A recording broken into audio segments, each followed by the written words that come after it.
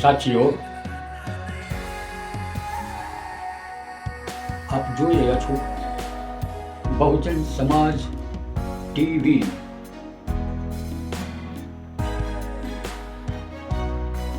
Bahujan Samaj party Surat જિલ્લા દ્વારા આજ રોજ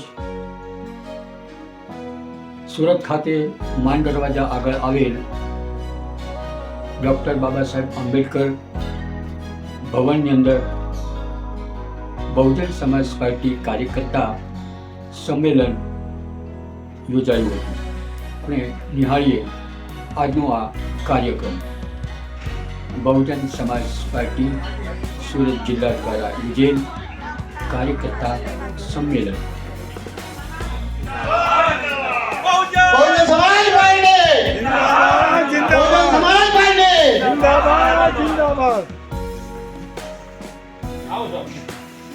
कलोरिया साहब आगे बढ़ो, हम तुम्हारे साथ हैं। कलोरिया साहब आगे बढ़ो, हम तुम्हारे साथ हैं। जिसकी जितनी संख्या बारी उसकी उतनी भागीदारी, जिसकी जितनी संख्या बारी उसकी उतनी भागीदारी। गुजरात प्रदेश की ओर से दक्षिण गुजरात जोन की कार्यकर्ता सम्मेलन में आए हुए सभी सम्माननीय कार्यकर्तागण, पदाधिकारीगण एवं गुजरात प्रदेश के सेंट्रल कोऑर्डिनेटर आदरणीय डॉक्टर सुरेंद्र सिंह कलोरिया साहब, उनके साथ आए गुजरात प्रदेश के उपाध्यक्ष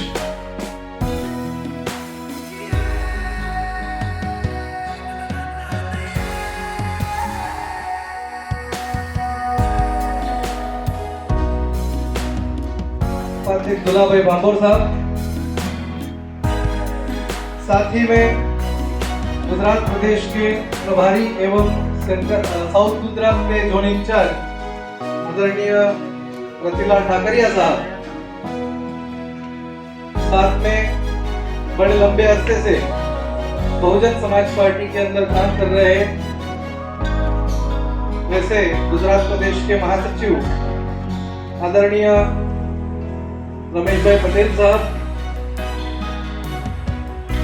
हमारे सामने बड़े लंबे समय से काम कर रहे हैं और वीडियोग्राफी कर रहे हैं वैसे गुजरात प्रदेश के दक्षिण जोन इंचार्ज आदरणीय केशव भाई चौहान साहब, साथ ही साथ बहुजन समाज पार्टी के वलसाड़, नवसारी, सूरत जिला, भरूच जिला सभी जिलों से आए हुए सम्मानित पदाधिकारीगण, आपका सूरत शहर की ओर से, जिले की ओर से स्वागत किया जाता है। साथ ही में बहुजन समाज पार्टी एक अनुशासित पार्टी है एवं अपने महापुरुषों के विचारधारा पर वो निरंतर काम कर रही है। हमारे किसी भी कार्यक्रम की शुरुआत हमारे महापुरुषों को वंदन करने के बाद ही शुरुआत होती है। तो मैं गुजरात प्रदेश के केंद्रीय कोऑर्डिनेटर आदरणीय डॉक्टर सुरेंद्र सिंह कलोरिया साहब से विनती करूंगा कि वे डॉक्टर बाबा साहब अम्बेडकर जी की छवि पर माल्यार्पण करेंगे।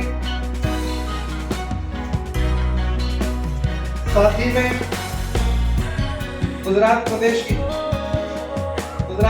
के उपाध्यक्ष आदरणीय दुलाभाई भांभोर साहब से भी विनती करूंगा कि वे मान्यवर काशीराम साहब के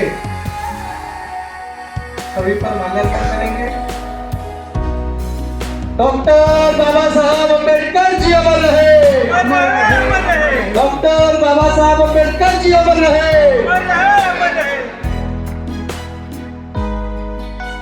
बहुजन समाज पार्टी जिंदाबाद, जिंदाबाद जिंदाबाद बहुजन समाज पार्टी जिंदाबाद। जिंदाबाद जिंदाबाद मान्यवर काशीराम साहब अमर रहे, अमर रहे अमर रहे मान्यवर काशीराम साहब अमर रहे। अमर रहे अमर रहे। साथ ही साथ दक्षिण गुजरात जोन इंचार्ज एवं गुजरात प्रदेश प्रभारी आदरणीय रतिलाल ठाकरे साहब से भी मैं विनती करूंगा कि वे भी बारी बारी से फूल अर्पण करेंगे।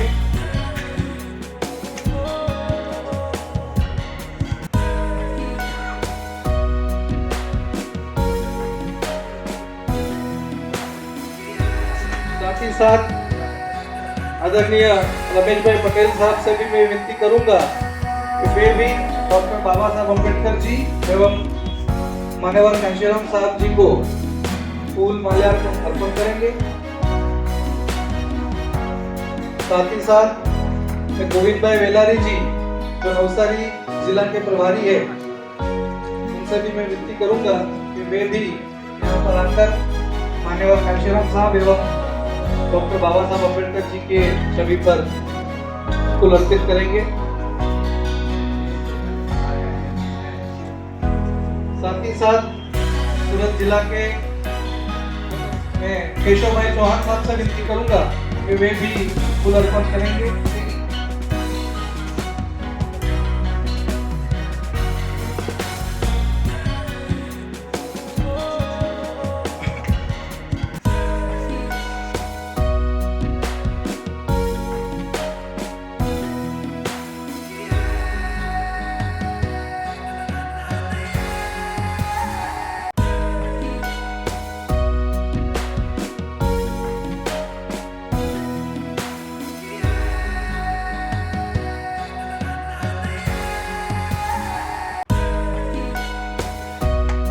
बहुजन समाज पार्टी जिंदाबाद, बहुजन समाज पार्टी जिंदाबाद। सभी संतों गुरुओं को नमन करते हुए आज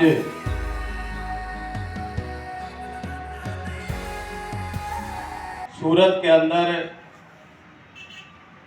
बहुजन समाज पार्टी के इस कार्यकर्ता सम्मेलन के अंदर उपस्थित मेरे से पूर्व अपनी बात रख रहे हमारे बहुजन समाज पार्टी के प्रदेश के उपाध्यक्ष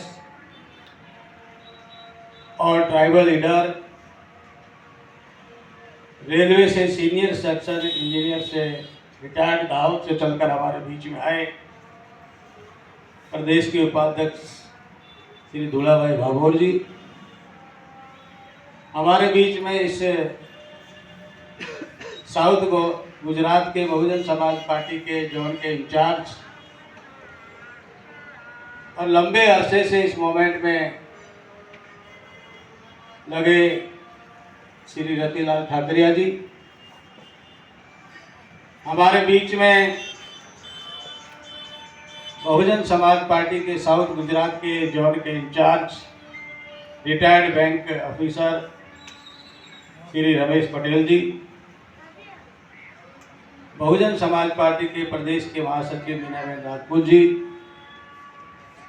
हमारे बीच में लंबे अरसे से जब से मूवमेंट शुरू हुई तब से काम कर रहे हमारे बहुत पुराने साथी केशव भाई चौहान जी, हमारे बीच में नवसारी से चलकर आए हमारे बहुजन समाज पार्टी के जिला के प्रभारी गोविंद भाई वेलारी जी, हमारे यहाँ पर बैठे बहुजन समाज पार्टी के प्रदेश के सचिव, आज के इस कार्यक्रम का संचालन कर रहे भाई सतीश सोनावणे जी,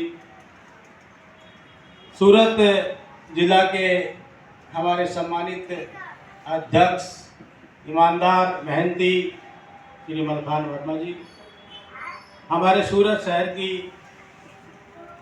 प्रमुख श्री शीला मारू जी, यहाँ पर बैठे सभी जिम्मेदार साथियों को, बहनों को जय भीम। एक ही आदमी ने जय भीम बोली, बाकी जय भीम। जय भीम, जय भीम, जय भीम, जय भीम। ये जय भीम में कितनी ताकत है वो मैं भी आपके बीच में बताऊंगा, लेकिन उससे पहले मैं कुछ जो बातें हैं आपके सामने रखना चाहूँगा। जानकारी जो ऊपर हाई कमान से दिशा निर्देश तो पहले बता दूँगा। तो सबसे पहले दिशा निर्देश ये है कि 14 अप्रैल का कार्यक्रम जिला स्तर पर मनाया जाएगा। गुजरात के सभी जिलों में डिस्ट्रिक्ट लेवल पर बहुजन समाज पार्टी बाबा साहब डॉक्टर अम्बेडकर का जन्मदिन का कार्यक्रम मनाएगी। दूसरा, इस बार की जो प्रदेश की मासिक बैठक है वो महाराष्ट्र और गुजरात की ज्वाइंट 8 अप्रैल को मुंबई में होगी, जिसमें स्टेट के पदाधिकारी, जोन के इंचार्ज और विधानसभा के जिला अध्यक्ष तक जो पदाधिकारी है उनको मुंबई पहुंचना है। वो मैसेज जो है आप तक पहुंच गया होगा, नहीं तो पहुंच जाए। और तीसरा ये कि आदरणीय बहन कुमारी मायावती जी ने आगे से जो भी कार्यक्रम होंगे, जैसे 14 अप्रैल का हो या कोई भी कार्यक्रम हो, तो उसमें ये अनिवार्य कर दिया है कि जो पदाधिकारी होगा, कार्यकर्ता होगा, वो परिवार के साथ मीटिंग में आएगा, अकेले नहीं, वो अपने परिवार को लेकर मीटिंग में आएगा। ऐसा आदेश ऊपर से है, मैं आपको ये जानकारी दे रहा हूं। तो साथियों, दूसरा हमारा संगठन का प्रारूप जो है वो आपको कॉपी मिल गई है, नहीं है तो मैं दे दूंगा उसको। जल्द से जल्द जो हमारे जिला का संगठन है उसको कंप्लीट करके आपको देना है। अभी मैं बात कर रहा था कि जय भीम, जय भीम बाबा साहब डॉक्टर अम्बेडकर के बाद मानवर कांशीराम साहब ने 6 दिसंबर 1978 को बामसेब बनाया। मानवर कांशीराम साहब ने 6 दिसंबर 1981 को DS4 बनाया, दलित शोषित समाज संघर्ष समिति बनाई। मानवर कांशीराम साहब ने 14 अप्रैल 1984 को बहुजन समाज पार्टी बनाई, बाबा साहब के जन्मदिन पर बनाई। और 6 दिसंबर बाबा साहब के परिनिर्वाण दिवस पर बामसेब और DS4 बनाए। जब 1978 में जब बामसेब बनी, तब हमारे कुछ लोग जय भीम बोलते थे। फिर धीरे धीरे 81 में DS4 बना, BSP बनी, तो जय भीम धीरे धीरे लोग बोलने लगे। लेकिन आज जय भीम मानवर कांशीराम साहब ने 14 अप्रैल 1984 को बहुजन समाज पार्टी बनाकर और जय भीम के नारे को उछाल करके इस पार्टी को 14 अप्रैल 1984 में जो पार्टी बनी, मई 1996 में इस देश की तीसरे नंबर की राष्ट्रीय पार्टी बनी। जय भीम बोलने से विधायक बनते हैं, जय भीम बोलने से सांसद बनते हैं, जय भीम बोलने से मंत्री बोलते हैं, और जय भीम बोलने से मुख्यमंत्री बनते हैं। ये जय भीम के अंदर इतनी ताकत है। भाई ये बैठो ना, कौन मीटिंग बीच में बोल रहा है? तो जय भीम बोलने से अगर मुख्यमंत्री बनते हैं, जय भीम बोलने से विधायक बनते हैं, जय भीम बोलने से सांसद बनते हैं, जय भीम बोलने से पार्षद बनते हैं। और ये जय भीम की शुरुआत इस देश में बाबा साहब के बाद में मानवर कांशीराम साहब के इस बहुजन आंदोलन से लोगों ने इस बात को जाना, हमारे महापुरुषों की बात को जाना। लेकिन अब हम कुछ दिनों से देख रहे हैं कि ये जय भीम दूसरी पार्टी के लोग भी बड़े पैमाने पर जय भीम बोलने लगे। तो अब इस देश का बड़ा प्रधान भी जय भीम बोल रहे हैं, नरेंद्र मोदी जी भी जय भीम बोल रहे हैं। उधर राहुल गांधी जी भी, कांग्रेस के लोग भी जय भीम बोल रहे हैं, उधर आम आदमी पार्टी वाले भी जय भीम बोल रहे हैं। हम तो पहले से ही पैदाइशी जय भीम वाले हैं। अब ये सारे लोग जय भीम बोलने लगे हैं, तो हमारे लोग बड़े कंफ्यूज हो रहे हैं, बड़े खुश भी हो रहे हैं कि अरे मोदी जी ने जय भीम बोल दिया, जय भीम बोला, अरे केजरीवाल जी ने जय भीम बोला, राहुल गांधी जी ने लास्ट में स्पीच में जय भीम बोला, बड़े खुश हो जाते। लेकिन आपको क्या पता कि इस देश में वास्तव में जय भीम का नारा देकर के बाबा साहब डॉक्टर अम्बेडकर के जन्मदिन पर पार्टी बना करके माननीय कांशीराम साहब ने इस जय भीम को हमारे लोगों तक पहुंचाया। आज जय भीम, असली जय भीम वाले और नकली जय भीम के लोग, असली जय भीम वाले लोग यहां बैठे हैं और बहुत सारे नकली जय भीम वाले लोग दूसरी पार्टी में चमचागिरी कर रहे हैं, भाजपा में चमचागिरी कर रहे हैं, कांग्रेस में चमचागिरी कर रहे हैं।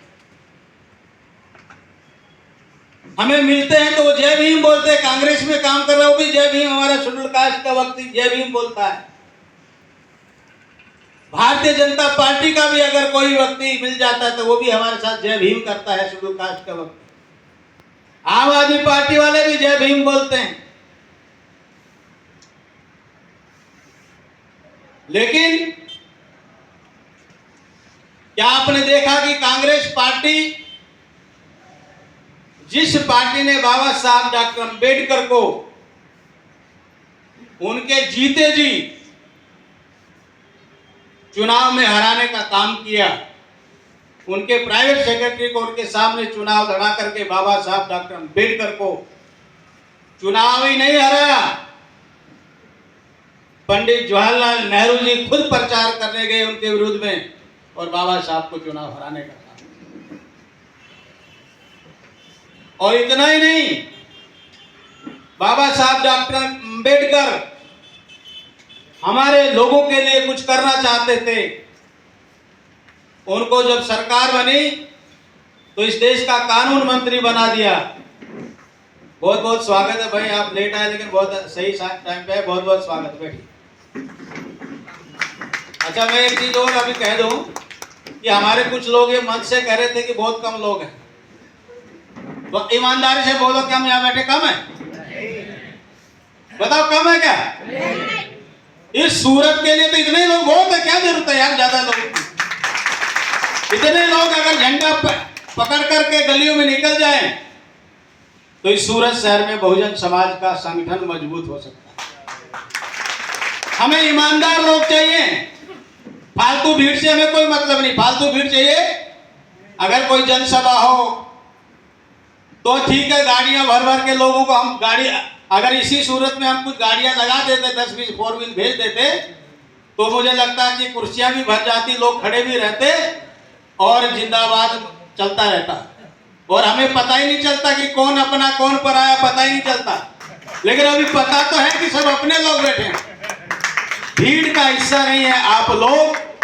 आप लोग जो बैठे हैं अपने साधन से, अपने पेट्रोल से, अपने साधन से, अपने पेट्रोल से अपना पैसा खर्च करके अपना कीमती समय यहाँ दे रहे हैं, ये सबसे बड़ी बात है, ईमानदारी का प्रमाण। तो मैं बाबा साहब डॉक्टर अम्बेडकर की बात कर रहा था। बाबा साहब डॉक्टर अम्बेडकर को कानून मंत्री बनाया, लेकिन बाबा साहब प्लानिंग कमीशन चाहते थे कि मैं अपने समाज के लोगों के लिए कुछ करूं। वैसे तो बाबा साहब डॉक्टर अम्बेडकर ने 2 साल 11 महीने और 18 दिन में इस देश का भारत का संविधान लिखा और बाबा साहब डॉक्टर अम्बेडकर ने संविधान लिख करके जो कुछ करना था किया। लेकिन पहली सरकार में वो चाहते थे कि मुझे प्लानिंग कमीशन मिल जाए तो मैं हमारे एससी ओबीसी समाज के लिए कुछ और प्रावधान कर दूं। लेकिन कांग्रेस पार्टी ने उनको प्लानिंग कमीशन नहीं दिया, तो मजबूरी में बाबा साहब डॉक्टर अम्बेडकर ने कानून मंत्री से इस्तीफा दे दिया। और इतना ही नहीं, जब माननीय कांशीराम साहब ने बहुजन समाज पार्टी बनाई और उसके बाद में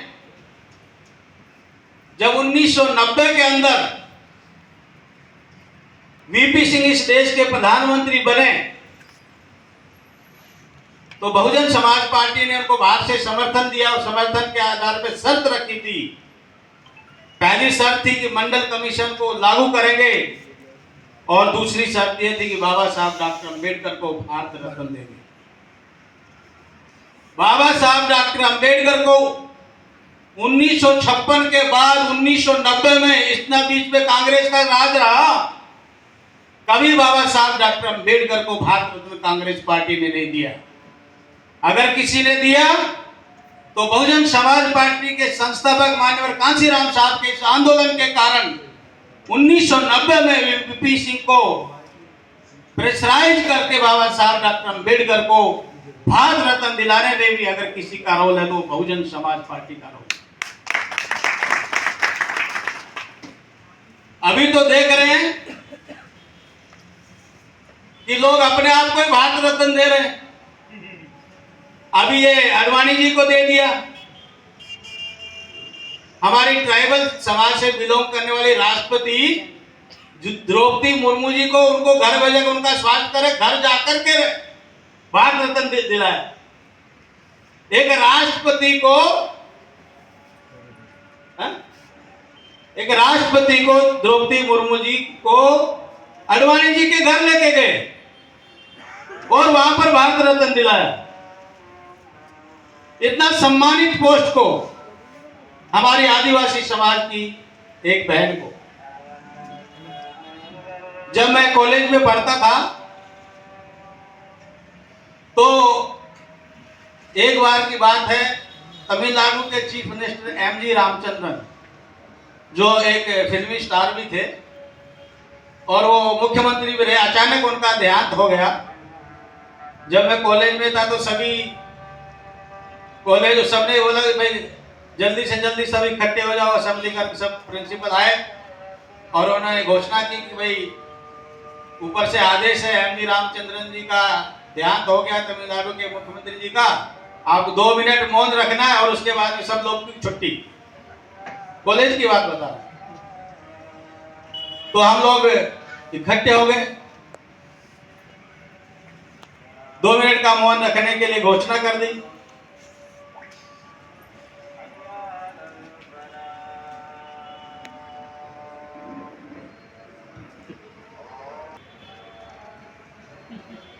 मिनट का मौन रखा है, लेकिन बात हुई, सब लोग खड़े हो गए। तो जब 1 मिनट बाद वो जो हमारा रेलवे स्टेशन के पास था कॉलेज, रेलवे लाइन के पास, तो वहां गधे बहुत घूमते रहते। तो जैसे 1 मिनट हुई, गधों ने हू शुरू कर दी तो सबको हंसी आ गई। 1 मिनट में 2 मिनट सब लोग डांटने लगे, प्रिंसिपल लोग भी, तुम इतनी क्लास पढ़े, क्लास के बच्चे हो, तुम ये 2 मिनट शांतिपूर्वक नहीं खड़े हो सकते। मैं इसलिए मेरे को याद है कि ये ऐसा बात क्या था। उनको मतलब जैसे ही उनकी डेथ हुई तुरंत उनको उसी साल पर एमजी रामचंद्रन जी को भारत रत्न दे दिया गया। मेरे कहने का अभिप्राय ये है कि जल्दी जल्दी भारत रत्न दे दिया गया। तो माननीय कांशीराम साहब ने कहा था एक बार इंटरव्यू में, क्योंकि बाबा साहब डॉक्टर अंबेडकर को 1956 के बाद 1956 से मतलब 1990 में कितने साल बाद दिया? 34 साल। 34 साल ना, 34 साल बाद में भारत रत्न दिया। तो माननीय कांशीराम साहब ने कहा था कि जब हमारी सरकार केंद्र में होगी तो हम गांधी को भारत रत्न देंगे। समझ आई बात? जब हमारी सरकार आएगी तो हम गांधी जी को भारत रत्न देंगे। तो ऐसी पार्टी कांग्रेस पार्टी जिन्होंने बाबा साहब डॉक्टर अंबेडकर को, और बाबा साहब ने हमेशा कहा कि कांग्रेस पार्टी एक जलता हुआ घर है, इसका कभी 4 आने का मेंबर भी मत बने। लेकिन बड़े दुख की बात है कि जितने हमारे बड़े बड़े अपने आप को अंबेडकरवादी कहते हैं, वो सारे लोग कांग्रेस पार्टी की चमचागिरी दलाली में लगे। ऐसे तो माननीय काशीराम साहब ने अपने जीवन में एक किताब लिखी जिसका नाम है चमचा युग। उस चमचा युग में माननीय काशीराम साहब पहले ही बता के चले गए थे कि आने वाले समय में चमचा युग आएगा। कौन कौन से चमचे होंगे? शेड्यूल कास्ट के चमचे अलग हैं, ओबीसी के चमचे अलग हैं, माइनॉरिटी समाज के चमचे अलग हैं, विदेश में भी चमचे हैं, चमचों के भी चमचे हैं। ऐसा उस किताब के अंदर उल्लेख माननीय काशीराम साहब ने किया। तो मेरा कहने का मतलब है कि बाबा साहब डॉक्टर अंबेडकर को जिस पार्टी ने बड़े पैमाने पर उनके जीते जी और बाद में भी उनका सम्मान नहीं दिया, वो कांग्रेस पार्टी आज बड़े पैमाने पर हमारे एससी एसटी समाज के लोग कांग्रेस के तलवे चाटते नजर आ रहे हैं। माननीय काशीराम साहब ने तो कहा कि भाई हमारी जो पार्टी है 14 अप्रैल 1984 को बनी है, ये नई नई पार्टी है। हमारी टिकट जो है, पहले ये समझ लेना कि पहले ये स्टेशन पर प्लेटफार्म की टिकट है, ये आपको दिल्ली लखनऊ नहीं ले जा सकती, लेकिन ये प्लेटफार्म टिकट ही है। उसके बाद में जो थोड़े थोड़े समय के बाद में बहुजन समाज पार्टी की टिकट के माध्यम से लोग दिल्ली पहुंच गए, लखनऊ पहुंच गए, भोपाल पहुंच गए, देश के अन्य राज्यों में, कहने का मतलब एमएलए, एमपी और सांसद बन गए। ऐसे ही एक वाकया मध्य प्रदेश में एक हमारा कार्यकर्ता, मैं क्षमा चाहूंगा कि मैं पहली बार बैठ के बोल रहा हूं, क्योंकि मैं 7-8 दिन से टूर पे हूं और कभी रात को 2 बजे, कभी 3 बजे, कभी 4 बजे, तो थोड़ी तकलीफ है। इसके लिए मैं क्षमा चाहूंगा बैठ के मैं आपके सामने। वैसे तो आप लोग हमेशा देखते हैं कि मैं खड़े होकर ही बोलता हूं, इसलिए तो जो मैं क्या कह रहा था, मध्य प्रदेश का हमारा एक कार्यकर्ता जो बहुजन समाज पार्टी का एक खेत में मजदूरी करने वाला कार्यकर्ता, उसको बहुजन समाज पार्टी ने टिकट दे दिया एमएलए का। उसका उस क्षेत्र में मात्र 600 वोट, उसका कितना, सिर्फ 600 वोट था उसके समाज का, लेकिन जी उसके पास फॉर्म भरने का भी पैसा नहीं, पर्चा छपाने का भी पैसा नहीं।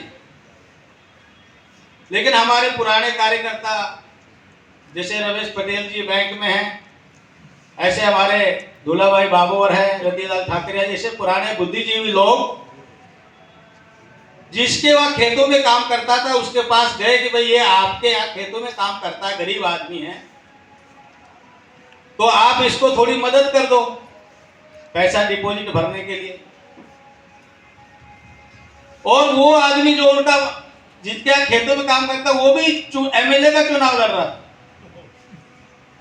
जनता दल से। उन्होंने कहा कि ये बीएसपी का जो हमारा कैंडिडेट चुनाव लड़ रहा है, रमेश पटेल जी, एग्जाम्पल दे रहा हूं, ये अगर चुनाव लड़ेगा तो जिस आदमी के साथ आपके सामने टक्कर है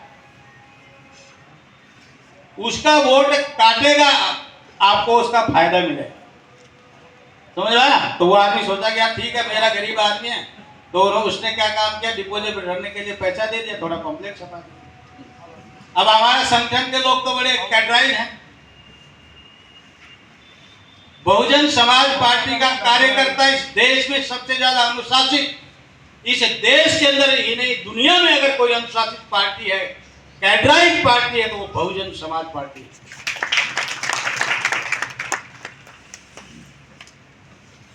तो लोगों ने एक ऑफिस खोल दिया, घर घर जाने लग गए, किसी ने गेहूं दिया, किसी ने आटा दिया, किसी ने चावल दिया, किसी ने दाल दी, किसी ने नमक दिया, किसी ने मिर्ची दी, किसी ने हल्दी दी, इकट्ठा कर लिया, मैच चल गया, लोग खाना खाने लगे। किसी ने 1 रुपया दिया, किसी ने 2 रुपया दिया, किसी ने 5 रुपया दिया, शाम को जब उम्मीदवार आए तो सारी इतनी जेब थी, सभी जेब ला के ऑफिस में खाली कर दिया। इतना धीरे धीरे प्रचार होता चला गया, वोटिंग भी हो गई। अब काउंटिंग के दिन भाई सब लोग जाते हैं कि काउंटिंग होगी, तो काउंटिंग में तो जाते सब लोग, लेकिन जो हमारा उम्मीदवार था बहुजन समाज पार्टी का, वो काउंटिंग में नहीं गया।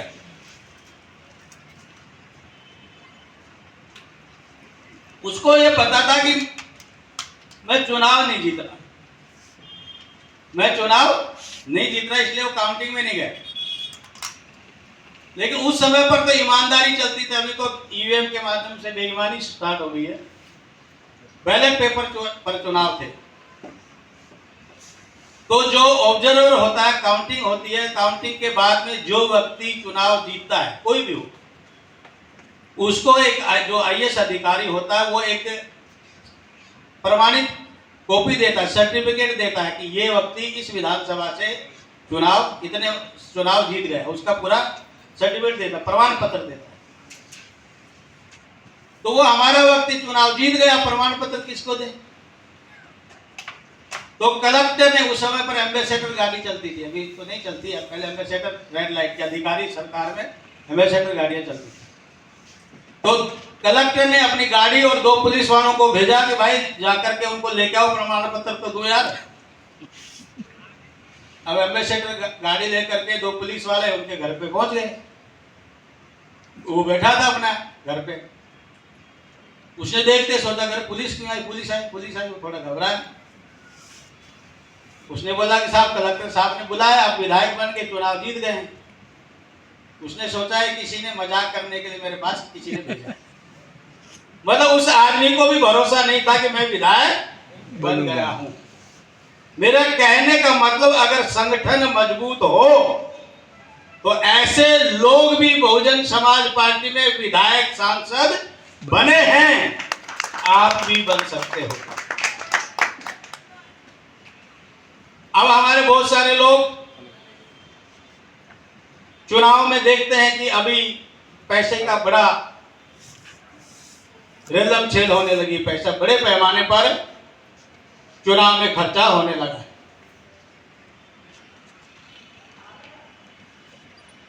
लेकिन क्या आपको लगता है कि चुनाव पैसे से ही जीता जाता है?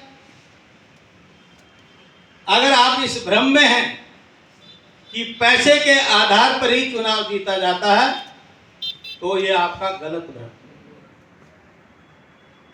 पैसे के आधार पर कोई चुनाव नहीं जीता जा सकता, क्योंकि जो हमारी विरोधी पार्टियां हैं उनके पास इतना धन है कि उनका मुकाबला हम पैसे के आधार पर कभी नहीं कर सकते। अगर मान लो किसी एक विधानसभा की सीट पर हमारे दूल्हा भाई एक कैंडिडेट है, हमने 1 करोड़ रुपया सब लोगों ने इकट्ठा करके इनके लिए प्रबंध किया, तो बीजेपी वाले 10 करोड़ करने के लिए तैयार है। हम 10 करोड़ खर्चा करें तो वो 100 करोड़ करने के लिए तैयार है। मतलब पैसे के आधार पर उनका हम मुकाबला नहीं कर सकते। इसलिए माननीय कांशीराम साहब ने, इसमें भी अगर आपको पैसा भी खर्च करना है तो उसके लिए भी ईमानदार संगठन चाहिए। अगर आपको 1 करोड़ रुपया, ऐसे तो बीएसपी में ऐसा होता नहीं, फिर भी मैं एक एग्जाम्पल के तौर पे बताता हूं कि 1 करोड़ रुपया एक विधानसभा में लगाना है और हम 1-1 लाख रुपया 100 लोगों को दे दे तो 1 करोड़ हो गया। वो 100 लोग भी तो ईमानदार चाहिए ना विधानसभा में, तभी जाकर के वो खर्च करके हमें वोट दिलाएंगे।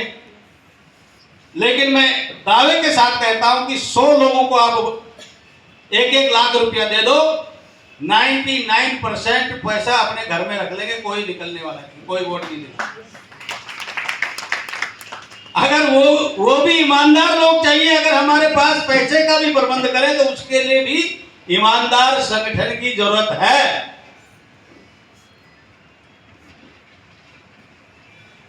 और बहुजन समाज पार्टी एक ऐसी पार्टी है, माननीय कांशीराम साहब ने भी कहा था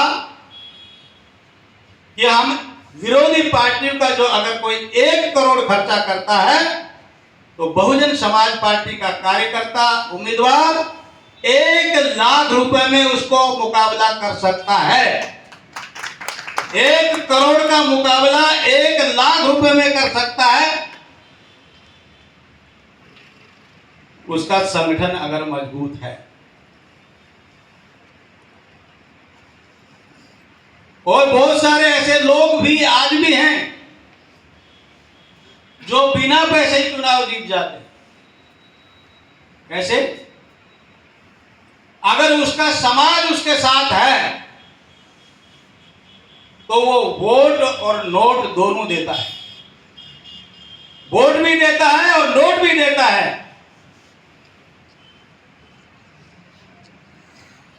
मैं जहां का रहने वाला हूं, हरियाणा में मेरी एक विधानसभा है, उस विधानसभा में एक ओबीसी समाज का व्यक्ति 4 बार चुनाव जीता, फिर उसका बेटा जीता, फिर अब उसकी पुत्रवधू जीती। वो बीच में 1-2 बार चुनाव हार भी गए, इस बार उसकी पुत्रवधू चुनाव लड़ी। उनका हर चुनाव में उनके समाज के लोग, किसी गांव में 1 लाख, किसी में 2 लाख, किसी मतलब 3 लाख, कोई 4 लाख, कोई 5 लाख, 2-2.5 करोड़ रुपए इकट्ठा हो जाता है। सारे लोग, उनके समाज के लोग अपनी अपनी गाड़ियां, अपना अपना तेल, कोई पैसा नहीं, उसके पास पैसा बचता है। अगर आपके पास आपका समाज आपके साथ है तो पैसे की भी कोई जरूरत नहीं। और यही फार्मूला माननीय साहब ने दिया कि 1 वोट और 1 नोट का फार्मूला इस देश में अगर किसी ने दिया तो बहुजन समाज पार्टी के संस्थापक माननीय कांशीराम साहब ने इलाहाबाद में इस फॉर्मूले को सबसे पहले अपनाया कि 1 नोट, जो मुझे वोट देगा वो 1 नोट भी देगा। आज हम जिस स्थिति में खड़े हैं, साहब ने यह भी बताया, निर्धन समाज को इकट्ठा करके धनवानों के सामने मुकाबला करके इस देश की 3रे नंबर की राष्ट्रीय पार्टी कैसे बना दी। उन्होंने उसका प्रबंध किया कि दूसरी पार्टियों के पास में पैसा ज्यादा, हमारे पास पैसा नहीं है, हमारे पास वोट ज्यादा है। जा जा करके इस देश के सभी स्टेट्स में जा जा करके कश्मीर से कन्याकुमारी तक ये समझाने का प्रयास किया कि एक आदमी का 1 वोट है, 1 वोट की एक कीमत है, 1 मैन 1 वोट 1 वैल्यू। हमारा वोट 85% वोट हमारा है, वोट हमारा ज्यादा है। जिसका वोट ज्यादा है उसका राजा बनना चाहिए, एमएलए बनना चाहिए, एमपी बनना चाहिए, उसकी सरकार बननी चाहिए।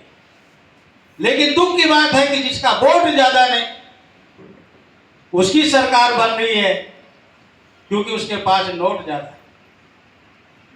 हमारे पास वोट ज्यादा है, उनके पास नोट ज्यादा है। इसलिए कांशीराम साहब ने 2 लाइनों में इसका जवाब दिया और हमारे समाज को समझाने का काम किया। चुनाव के समय पर उन्होंने 2 लाइनें बता दी कि भाई जीतेगा भाई जीतेगा, वोटों वाला जीतेगा, और हारेगा भाई हारेगा, नोटों वाला हारेगा। लोगों के बात समझ में आ गई, उत्तर प्रदेश में लोगों के बात समझ में आ गई, पंजाब में, हरियाणा में, मध्य प्रदेश में, छत्तीसगढ़ में, देश के 13 राज्यों में इस बात का समझ में आ गई। लोगों ने वोट दिए, 13 राज्यों में एमएलए एमपी बन गए। उत्तर प्रदेश से आदरणीय बहन कुमारी मायावती जी 4 बार मुख्यमंत्री बन गई। जय भीम के नारे के साथ में 4 बार मुख्यमंत्री बन गई। इस देश के अंदर बहुत सारे ऐसे, हमारे गुजरात में भी बहुत सारे कमिटेड लोग हैं, पुराने लोग यहाँ बैठे, जिन्होंने साहब के साथ काम किया। मैं भी 12-13 साल माननीय साहब के साथ मैंने भी काम किया।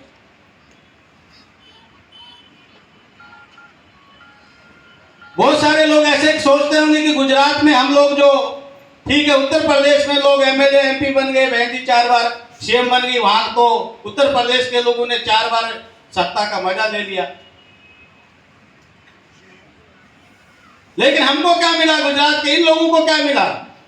हम लोगों को क्या मिला? इतने समय से हम इस आंदोलन को चला रहे, काम कर रहे हैं। ये हमारी जो मोमेंट है, ये सेल्फ रेस्पेक्ट की मोमेंट है। ये हमारा आंदोलन स्वाभिमान का आंदोलन है। और हम जो लोग यहां पर बैठे हैं, सारे लोग, हमको क्या मिला वो मैं आपको बताना चाहता हूं।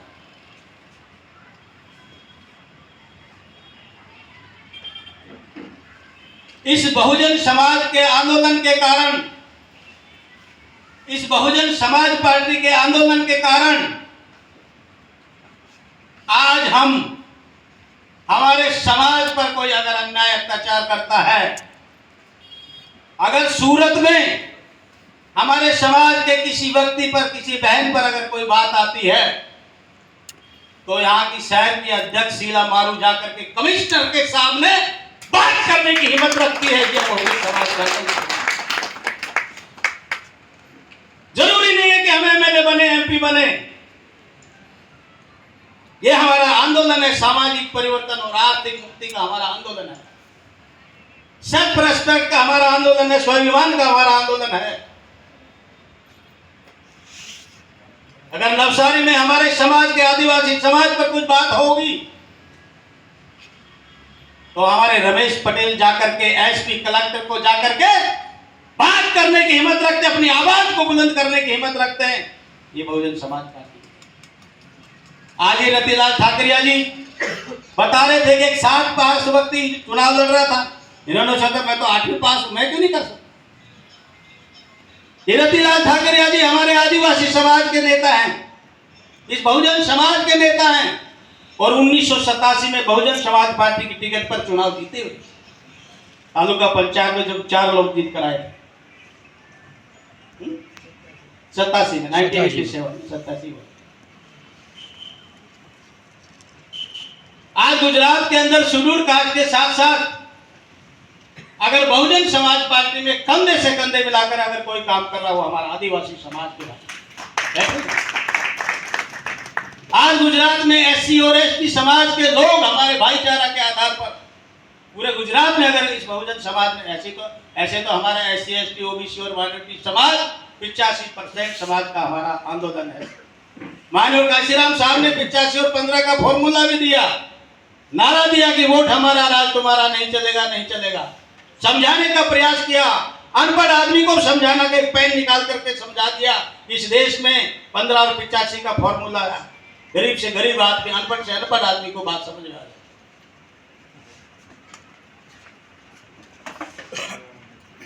वोट हमारा, राज तुम्हारा, नहीं चलेगा, नहीं चलेगा समझा करके पूरे देश में इस आंदोलन को तेजी से बढ़ाया। नारा दिया कि बीएसपी की क्या पहचान, नीला झंडा हाथी निशान। बीएसपी की क्या पहचान, नीला झंडा हाथी निशान।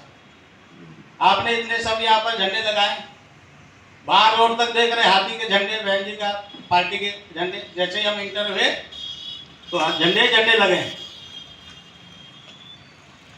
यहां पर हम 100 लोग बैठे हैं, मैं 100 लोगों से बात नहीं कर रहा। एक आदमी के पीछे 1000 लोग हैं, मैं 1 लाख लोगों से बात कर रहा हूं। ये हमारा आंदोलन कोई भीड़ इकट्ठा करने का आंदोलन नहीं है, ये स्वाभिमान का हमारा आंदोलन है। यहां पर कुछ मिले ना मिले कोई गारंटी नहीं है। कभी ये सोच रहे हो कि हमें कुछ मिल जाएगा। साहब तो पहले बोलते थे कि भाई यहाँ कोई चक्कर में मत रहना, कोई एमएलए एमपी बन जाए, मंत्री, कोई गारंटी नहीं है।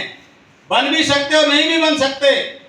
इसलिए हम जो लोग बैठे हैं, ये अपने आने वाली जनरेशन के लिए, अपनी आने वाली औलादों के लिए इस काम में लगे। मैं आज आपके सामने एक घोषणा और करना चाहता हूं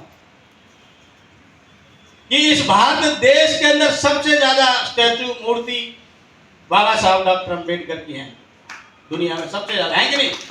मानते इस बात को? हाथ खड़े करो ऐसे नहीं। Yes yes. आधे लोग नहीं खड़े। मतलब बाबा साहब डॉक्टर अंबेडकर के स्टैचू इस भारत में सबसे ज्यादा है। आज से 10 वर्ष बाद जिस महापुरुष ने बहुजन समाज पार्टी बनाई, उन्होंने बाबा साहब डॉक्टर अंबेडकर को कभी देखा नहीं, लेकिन बाबा साहब के आंदोलन को चला दिया। हम लोग जो बैठे हैं वो माननीय कांशीराम साहब को देखा, मिले, सुना, बरसों तक साथ में रहे, तो क्या हमारी जिम्मेदारी नहीं बनती है? आज से 10 साल के बाद इस पूरे भारत देश में बाबा साहब डॉक्टर अंबेडकर के बाद में अगर किसी के स्टैचू होंगे तो वो माननीय कांशीराम साहब के होंगे। उस समय हो सकता हम जिंदा रहे ना रहे कोई बात नहीं, लेकिन आज मेरी ये बात को वहां पर नोट कर ले। मैं अपने पैतृक जो मेरा गांव है वहां मैं प्रेरणा केंद्र बना रहा, कुछ बन भी गया है। मैं सबसे पहले अपने घर पर माननीय कांशीराम साहब का स्टैचू लगाऊंगा बहुत जल्दी। और मैंने रिसर्च किया है, मैंने अभी बात भी नहीं की लेकिन माइक से अनाउंसमेंट कर रहा हूं। गुजरात में हम सबसे पहले स्टैचू, हमारा ट्राइबल समाज जो हमसे लंबे अरसे से जुड़ा है, हमारे पुराने साथी रतिलाल ठाकरिया जी के घर पर बाबा साहब के बाद कांशीराम साहब का स्टैचू हम लोग मिलकर लगाएंगे। हम लोग पैसा इकट्ठा करेंगे, हम स्टैचू लगाएंगे, लेकिन अपनी जमीन में लगाएंगे, किसी सरकारी जमीन पर कब्जा नहीं करेंगे। सरकारी जमीन पर कब्जा करने के बाद में देखते हैं बाबा साहब की कई जगह पर कोई चश्मा को निकालता है, कोई हाथ को करता है, कोई कुछ करता है। हमारे लोगों के पास, ट्राइबल लोगों के पास तो उनकी 1 बीघा में तो घर ही होता है, जाओ तो इतना भाड़ा होता है, वहां कोई कमी नहीं है। हमें कहीं जमीन कहीं खरीदने की जरूरत नहीं है। और हमारे जो लोग हैं पहले से ये इस काम को कर रहे हैं। हमारे ट्राइबल क्षेत्र में हम इस बात को सबसे पहले इंप्लीमेंट करेंगे। और आपके सूरत के लोगों से भी कहना चाहता हूँ, कल मेरी बड़ौदा में मीटिंग थी, वहाँ पर आनंद में हमारे एक साथी हैं, वो वहाँ बुद्ध विहार और बाबा साहब का स्टैचू लगवा रहे हैं। और उन्होंने घोषणा भी की कि बाबा साहब के बाद में वहाँ पर हम कांशीराम साहब का भी स्टैचू आनंद में लगाएंगे। तो ऐसे ही सूरत के लोगों से भी विनती करता हूँ कि ऐसी कोई जगह ढूंढे, क्योंकि सूरत में भी माननीय कांशीराम साहब का स्टैचू लगे। अगर हम इस प्रकार गुजरात में, मैंने हमारे एक साथी का, जो मैंने महाराष्ट्र के हमारे साथी थे पहले यहाँ पर वाली थे, मेरे अध्यक्ष भी रहे वहाँ, तो मैंने कहा भाई एक बात बताओ, आप महाराष्ट्र में बाबा साहब को, उसके बाद में कांशीराम साहब ने बहुत काम किया, तो महाराष्ट्र में कांशीराम साहब के कितने स्टैचू लगे? तो उसने बोला सिर्फ 1 लगा। क्या बताया? पूरे महाराष्ट्र में कांशीराम साहब का 1 ही स्टैचू लगा है।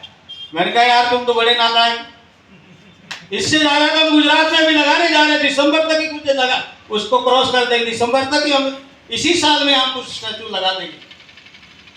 तो महाराष्ट्र में बाबा साहब के बाद में कांशीराम साहब की बात को लोगों ने इग्नोर किया, लेकिन उत्तर प्रदेश में ये कारवा हमारा आगे बढ़ता रहा। कांशीराम साहब ने यह भी कहा कि न बिकने वाला समाज ही न बिकने वाला नेता पैदा कर सकता है। आज हमारे पास जो रजत नहीं आ रहा, वोट की कमी है, वो हमारा समाज बिकाऊ है, इसलिए न बिकने वाला समाज ही न बिकने वाला नेता पैदा कर सकता है। तो समाज को सबसे पहले न बिकने वाला बनाओ। ईवीएम की गलती बाद में, ईवीएम को गड़बड़ है, ईवीएम को गड़बड़ बोल के ज्यादा दिन आप नहीं वो कर सकते। ठीक है ईवीएम में गड़बड़ है, लेकिन उसके लिए भी हमें, बहन जी ने बताया कि ठीक है ईवीएम में गड़बड़, लेकिन कभी न कभी तो कोई टीएन सेशन जैसा चीफ कमिश्नर इलेक्शन कमिश्नर आएगा, और जब हमारा वोट 51% आ जाएगा तो गड़बड़ी भी क्या करेगी। तो इसलिए हमारा ये काम ईवीएम के भरोसे नहीं, संगठन को मजबूत करते कंटिन्यूस इस काम को हमें करते रहना है। हमारा ये आंदोलन कोई एमएलए एमपी बनने का आंदोलन नहीं है, ये एक सामाजिक परिवर्तन का आंदोलन है। ये सामाजिक परिवर्तन का पहिया हमेशा घूमता रहना चाहिए, चलता रहना चाहिए, और जब सामाजिक परिवर्तन का पहिया घूमते रहेगा तो एमएलए एमपी तो अपना आप बन जाएगा। इसलिए इस देश में बाबा साहब के बाद में माननीय कांशीराम साहब, और उन्होंने ये भी कहा कि मेरे समाज के लोगों, आप जिस पार्टी के पीछे, कांग्रेस के पीछे खड़े हो जाते तो कांग्रेस की सरकार बन जाती, ताकत बन जाती। भारतीय जनता पार्टी के पीछे अगर हम खड़े हो जाते तो भारतीय जनता पार्टी के सरकार बन जाती। हमें न कांग्रेस के पीछे खड़ा होना है, न बीजेपी के पीछे खड़ा होना है, हमें अपने पैरों पर खड़ा होना है। ये मानकर कांशीराम साहब का न बिकने वाला समाज बनाना है। हमें मांगने वाला नहीं कि हम जिंदगी भर मांगते रहें कि हमें एमएलए बना दो, बीजेपी की टिकट, कांग्रेस की टिकट, आरक्षण की बात, फलाना बात, ढिकाना बात। कांशीराम साहब ने बताया कि हमने मांगने वाला नहीं, हमारा हाथ ऐसा नहीं, हमारा हाथ ऐसा होना चाहिए हमारा समाज का कि हम उसको दे सकें। आज बड़े पैमाने पर वोट को खरीदने के पूरे देश के अंदर कोई 200 यूनिट बिजली फ्री, बस में फ्री, महिलाएं का टिकट फ्री, पानी फ्री, ये फ्री फ्री का कार्यक्रम दिल्ली में चल रहा था। दिल्ली में 200 यूनिट फ्री थी, बसों में महिलाओं को फ्री था। अभी जैसे बीजेपी की गवर्नमेंट आई और उन्होंने मैनिफेस्टो में कहा था कि हम हर लेडीज को 2500 रुपया प्रति माह हम देंगे। बीजेपी ने ये मैनिफेस्टो में कहा। अब जैसे ही रेखा गुप्ता जी आ गई, पहली प्रेस कॉन्फ्रेंस में कहा कि खजाना खाली है। बढ़ गए कि हमारा खजाना खाली, मैं कहां से दूं? तो ऐसे हमारे समाज के लोग, भोले भाले लोग, बड़े पैमाने पर हम लोगों को ठगा जाता है। किसी ने दे दिया 2 रुपए किलो चावल देंगे, 200 रुपए की साड़ी दे रहे हैं। अरे माननीय कांशीराम साहब ने कहा था कि मैं अपने समाज को 2 रुपए किलो चावल नहीं, 100 रुपए किलो चावल वो खरीद करके खा सके, ऐसा स्वाभिमान पैदा करना चाहता हूं। अपनी पॉकेट से खरीदना चाहता। हम 200 रुपए की साड़ी नहीं, 2000 रुपए की साड़ी खरीद कर अपनी माँ बहन को दे, ये ताकत माननीय कांशीराम साहब ने इस बहुजन समाज पार्टी के आंदोलन में बताई। इसलिए आज मैं यहां बैठे सभी साथियों से कहना चाहता हूं कि जिस समाज का कोई दल नहीं, उस समाज का कोई बल नहीं, और जिसका कोई बल नहीं, उसकी समस्या का कोई हल नहीं। इसलिए हम लोगों को बहुजन समाज पार्टी इस देश की 3 नंबर की राष्ट्रीय पार्टी है। इसके पीछे कितने हजारों लाखों लोगों की त्याग, तपस्या, कितने लाखों करोड़ रुपए खर्च हुए होंगे, तब जाकर के आंदोलन यहां तक आया है। ये कोई छोटी मोटी बात नहीं। हम यहां जो लोग बैठे हैं, ये कार्यक्रम हो रहा है, आप लोग सुन रहे हैं, फोटोग्राफी हो रही है। ये लोग इस बहुजन समाज के आंदोलन में आज हमारी बहनें बैठी हैं, हमारे साथी लोग बैठे हैं, हमारे पुराने साथी लोग बैठे हैं। ये जो काम हम कर रहे हैं, ये इतिहास के पन्नों में लिखा जाएगा।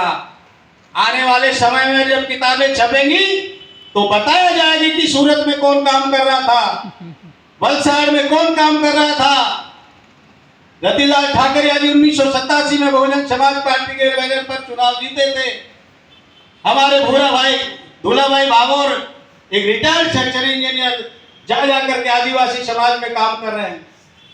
आज हमारे नवसारी से रमेश पटेल जी, भाई के अधिकारी, इनके पास कोई कमी नहीं है, अच्छी खासी पेंशन है, बच्चे भी सही है, बढ़िया कोठी बना रखी है, फिर भी गर्मी में आकर के 4 बजे से आकर यहाँ बैठे।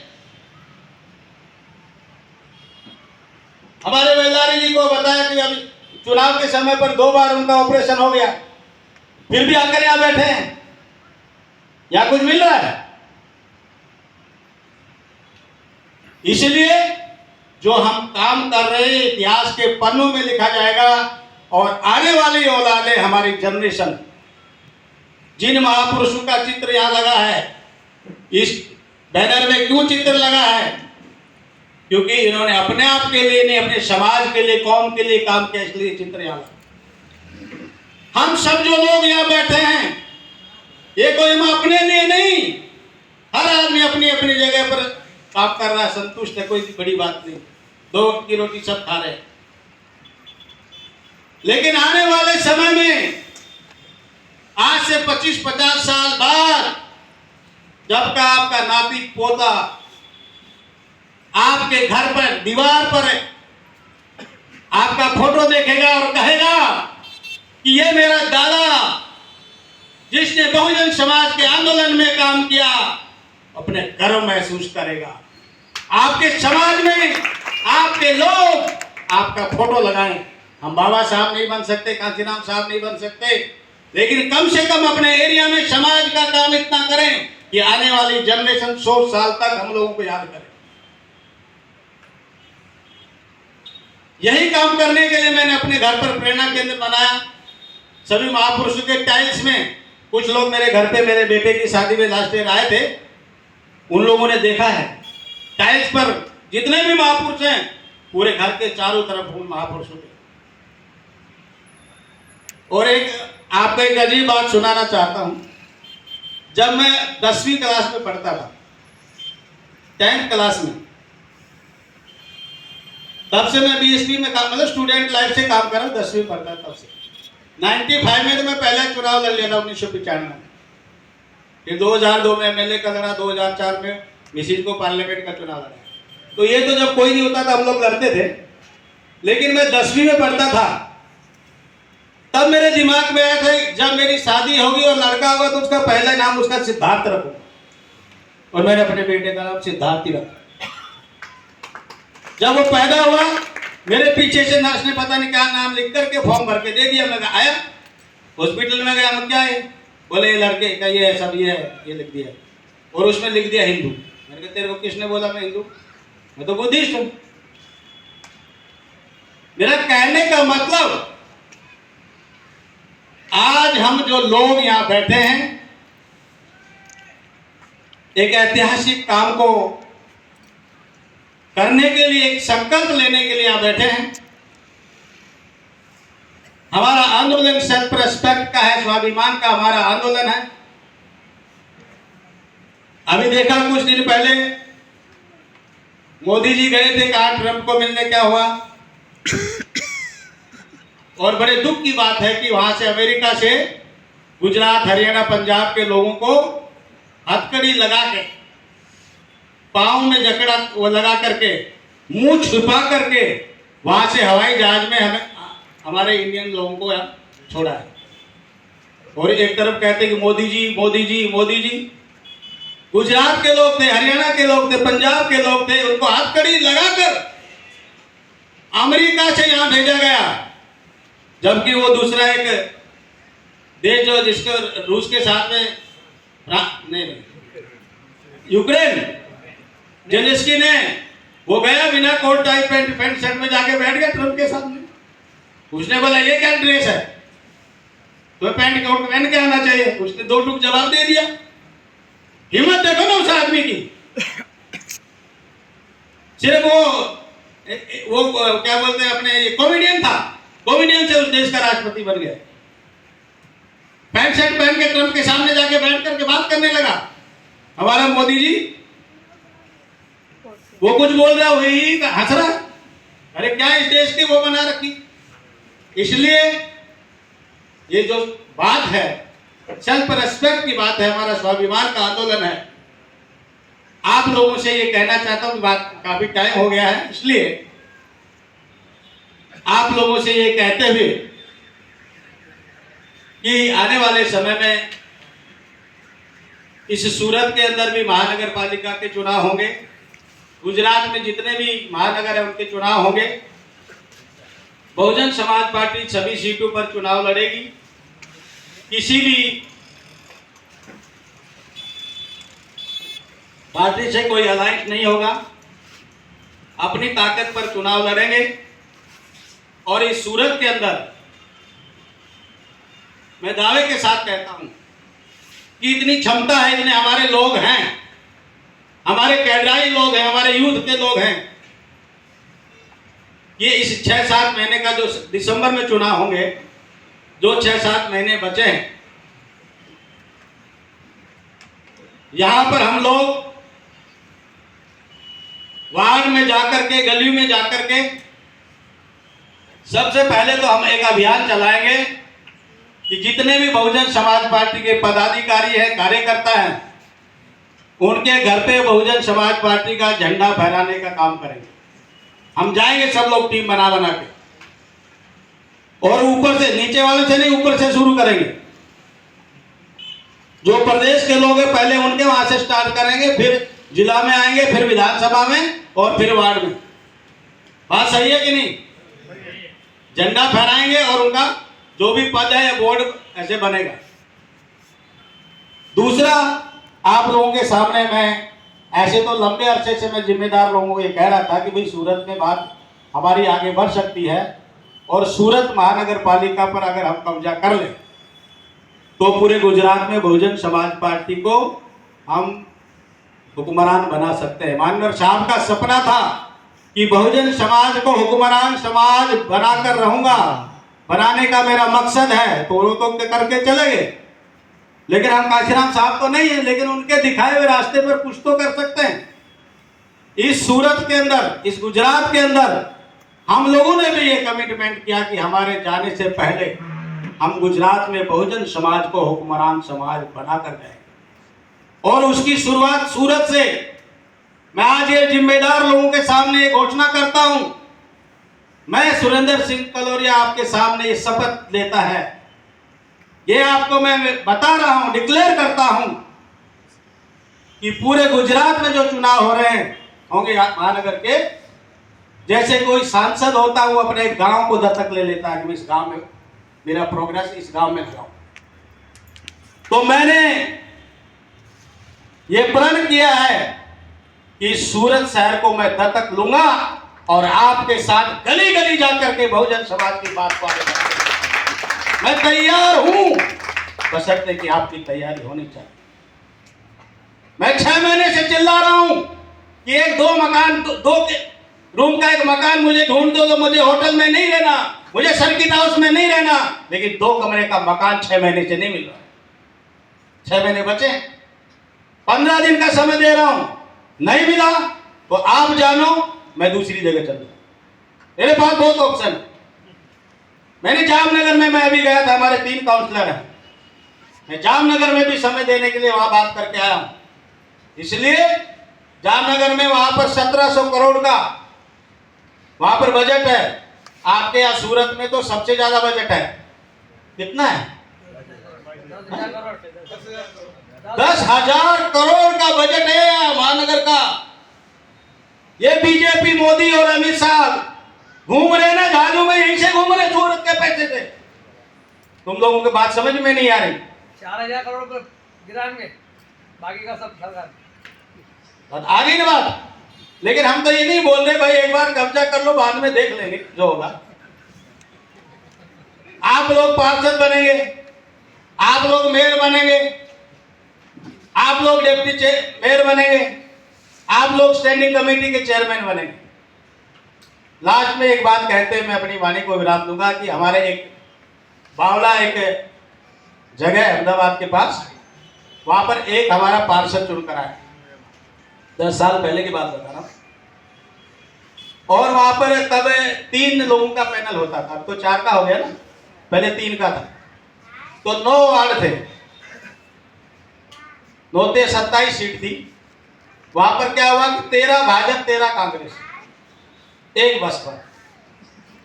अब एक आदमी को बीजेपी वाले भी कह हमारी तरफ आ जाओ, कांग्रेस वाले भी कहे हमारी तरफ आ जाओ। तो मैं ऑफिस में बैठा था एक दिन, कांग्रेस पार्टी का जो एक लीडर था उनका स्टेट का, वो बाकायदा राइटिंग में लेटर लेके आया कि हम बहुजन समाज पार्टी का हम समर्थन चाहते हैं, ये मैं ऑफिशियली लेटर लेके आया। तो मैंने कहा ठीक है बताओ। बोला बताओ आप कैसे करना है। मैंने कहा एक आदमी है तो इसको बना दो प्रमुख। बोले एक आदमी से कैसे प्रमुख बन जाएगा? तो मुझे एक आदमी से अगर तुम्हारे पास गया तो तुम्हारी नगर पालिका भी नहीं बन रही, नहीं बन रही।